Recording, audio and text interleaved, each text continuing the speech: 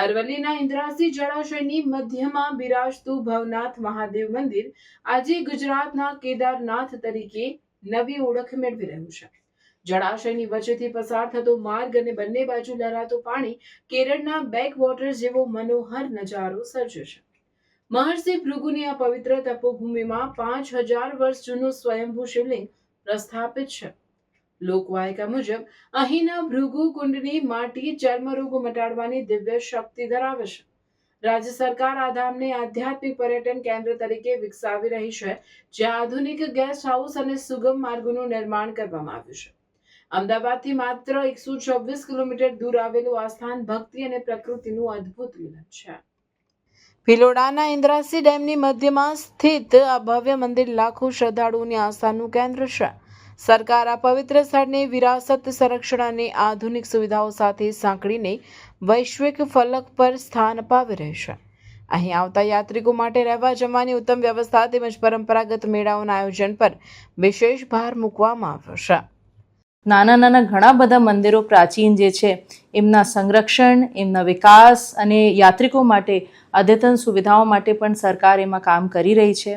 અને ખાસ કરીને જે ભવનાથ જે છે એમાં આવનારા સમયમાં યાત્રિકો માટે સુવિધાએ અને ત્યાં લોકોના જે મેળા થાય છે એમને કઈ રીતે આપણે વિકસાવીને વધારે ત્યાં લોકો આવી શકે એમના પ્રયાસ છે। આ સ્થળ હરિહરના સમન્વયનું પ્રતીક છે, જ્યાં સદીઓ પહેલા મહર્ષિ ભૃગુએ કઠોર સાધના કરી હતી। શ્રાવણ માસ દરમિયાન હજારો ભક્તો સ્વયંભૂ શિવલિંગના દર્શન અને જલાભિષેક માટે અહીં ઉમટી પડે છે। ભૃગુ કુંડની પવિત્ર માટી ઔષધીય ગુણો માટે જાણીતી છે, તો બાળકોના મુંડન સંસ્કાર માટે પણ આ ભૂમિને અત્યંત શુભ માનવામાં આવે છે। 5000 વર્ષ જૂનું ભગવાન ભોળાનાથનું મંદિર છે અને હરિહરનો સમન્વય એવા ભગવાન ભુવનેશ્વર મહાદેવ અહીંયા સ્વયં પ્રગટમાન છે। અહીંયા 5000 વર્ષ ભૃગુ અને ચવન નામના બે ઋષિઓએ બહુ મોટું તપ કર્યું છે। અહીંયા ભગવાન ભુવનેશ્વર અને ચવન ઋષિની પણ અહીંયા તપસ્થલી છે।